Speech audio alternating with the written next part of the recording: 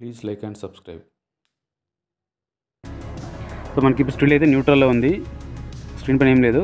So మీరు వచ్చేసి next service set చేయాలనుకుంటే ఏం చేయాలంటే బైక్ని సెంటర్ స్టాండ్ వేసి మనకి ఫ్రంట్ టైర్ని కొంచెం ముందుకు ప్రెస్ చేసి, ఇంకా ప్రెస్ చేయకపోయిన అవసరం లేదు, ఆల్మోస్ట్ బ్యాక్ టైర్ మనకి ఫ్రీ ఉంటుంది. మీరు గేర్ వచ్చేసి 6th గేర్లో బండిని రన్ చేయాలంటే జస్ట్ సెంటర్ స్టాండ్ వేసేసి బండి 6th గేర్లోకి మూవ్ చేయండి. 6th గేర్కి మూవ్ చేసిన తర్వాత ఇక్కడ మీరు చూస్తున్నారు కదా, ఇక్కడ చిన్న బటన్ ఒకటి కింద మనకి డౌన్లో ఉంటుంది ఇది.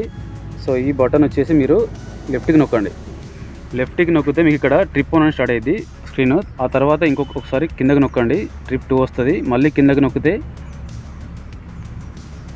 ఫ్యూయల్ రేంజ్, ఆ తర్వాత ఇంకా ఫ్యూయల్ కన్జంప్షన్, అట్లా కిందకి నొక్కుతూనే ఉండండి, వోల్టేజ్ వస్తుంది.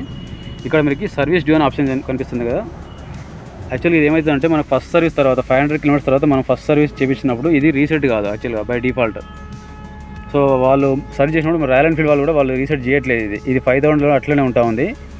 సో ఇది మీరు ఏమవుతుందంటే 500కి మైనస్లో వెళ్తూ ఉంది, సర్వీస్ డ్యూ వచ్చేసి -200 -300 అట్లా కిలోమీటర్స్ తిరుగుతూ ఉంటే మైనస్లోకి వెళ్తూ ఉంది. సో మీరు అది ఎగ్జాక్ట్గా చేయాలంటే ఏం చేయాలంటే ఈ పేజ్కి వచ్చేసి, ఈ స్క్రీన్కి వచ్చేసి మీరు ఇక్కడ ఉంది కదా ఈ బటన్ని రైట్ సైడ్ లాంగ్ ప్రెస్ చేయండి. ఇట్లా లాంగ్ ప్రెస్ చేస్తే ఇక్కడ మీకు ఆటోమేటిక్గా నెక్స్ట్ సర్వీస్ డ్యూ వచ్చేసి 5000 అని రీసెట్ అయిపోయింది.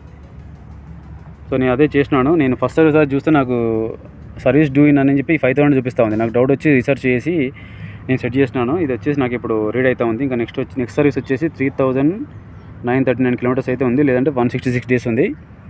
సో ఇట్లా అయితే మీరు నెక్స్ట్ సర్వీస్ డ్యూని అయితే మీరు రీసెట్ చేసుకోవచ్చు మన గొరిల్లా 450 బైక్లో. సో ఈ వీడియో కనుక మీకు నచ్చైతే లైక్, షేర్ అండ్ సబ్స్క్రైబ్ చేయండి. Please like and subscribe.